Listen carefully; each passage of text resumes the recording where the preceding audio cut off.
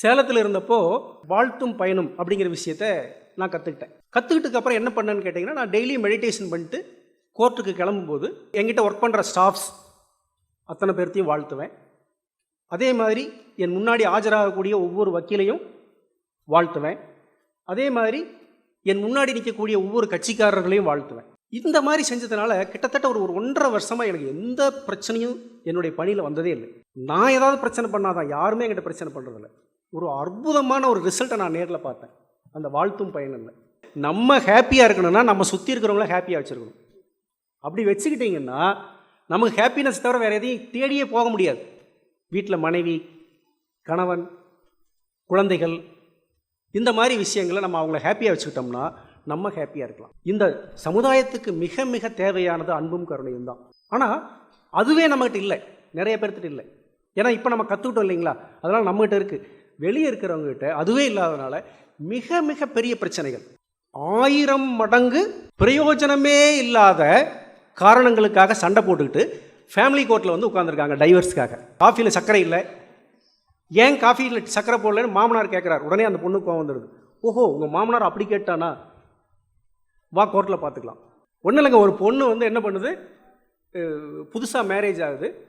Marriage ஆன உடனே மாமியார் வீட்டுக்கு போன உடனே அந்த மாமியார் சொல்கிறாங்க, கண்ணா நம்ம ஒரு ஃபங்க்ஷனுக்கு போக போகிறோம், நீ என்ன பண்ணுற, நம்ம அந்த புதுசாக எடுத்துருக்கோம் இல்லையா அந்த பொட்டு புடவை கட்டிட்டு வாமா அப்படின்னு சொல்கிறாங்க. அந்த பொண்ணுக்கு புடவை கட்ட தெரில, பட் அவங்க மாமியாரே அவங்க அந்த பொண்ணுக்கு பட்டு புடவை கட்டி விடுறாங்க.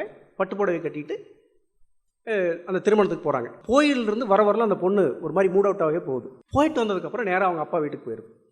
சொல்லாமல் கொள்ளாமல் கிளம்பி போயிடுது. என்னென்னா, போய் 2 நாள் கழித்து வக்கீலிருந்து நோட்டீஸ் வருது. இந்த மாதிரி புடவை கட்ட சொல்லி என் பொண்ணை டார்ச்சர் பண்ணாங்கன்னு சொல்லிட்டு வக்கீலிருந்து நோட்டீஸ் எடுறாங்க. நான் அதாங்க சொல்லுவேன், என்னை பொறுத்தவரை என்ன சொல்லுவேன்னா, நான் ஒரு வக்கீலாக இருந்து ஒரு ஜட்ஜாக இருந்தாலும் சொன்னேன்னா, நமக்கெல்லாம் வாழ்க்கையில் எதுக்கு நேரம் வரக்கூடாதுன்னு கேட்டிங்கன்னா, டாக்டர்கிட்ட போகிறதுக்கு நேரம் வரக்கூடாது, வக்கீல்கிட்ட போகிறதுக்கு நேரம் வரக்கூடாது, அடுத்து போலீஸ் ஸ்டேஷனுக்கு போகிறதுக்கு நேரம் வரக்கூடாது. இது நம்ம கையில் தான் இருக்குது, விட்டு கொடுத்து போகிறது தான். இந்த மாதிரி சமுதாயத்தில் பல பிரச்சனைகளை நம்மளே தீர்த்துக்கலாம். ஒரு ஆண்மகன் குடித்துட்டு வந்து பயங்கர தொந்தரவு பண்ணுறான், வரதட்சணை கொடுமை பண்ணுறான், எதுக்குமே கேட்க மாட்டானா என்ன பண்ணணும், போலீஸ் ஸ்டேஷனுக்கு போய் தான் ஆகணும். தேவையானதுக்கு நம்ம அந்த சிஸ்டத்தை அணுகித்தான் ஆகணும், வேறு வழியே இல்லை. உடல் ஆரோக்கியமாக வச்சுருக்கணும்னு என்ன பண்ணுறோம், உடல் பயிற்சி செய்கிறோம். மனசு ஆரோக்கியமாக வச்சுருக்கு தவம் பண்ணுறோம். உயிரை ஆரோக்கியமாக வச்சுருக்கு காயகல்பம் பண்ணுறோம். இதெல்லாம் பண்ணிட்டு இருக்கோம் இல்லைங்களா. நமக்கு ஒரு வீடு கட்டணுன்னு என்ன பண்ணுறோம், மெட்டீரியல் வாங்குகிறோம், லோன் போடுறோம், பிளான் பண்ணுறோம், இதெல்லாம் பண்ணுறோம் இல்லையா. இந்த மாதிரி நம்ம சந்தோஷமாக இருக்கிறதுக்கு ஒரே ஒரு சிங்கிள் ஃபார்முலா என்னன்னு கேட்டிங்கன்னா, நம்ம சுற்றி இருக்கிறவங்கள சந்தோஷமாக வச்சுருக்கிறது தான். அதை தவிர உலகத்தில் வேறு வழியே கிடையாது. அதுக்கு மகரிஷி கொடுத்துருக்கிற வழிகாட்டுகள் தானே ஒழிய வேறு எதுவும் இல்லை. அன்பும் கருணையும் உங்களை ஆட்கொள்ளட்டும். எல்லாம் வல்ல இறைவன் உங்களுக்கு துணை புரியட்டும்.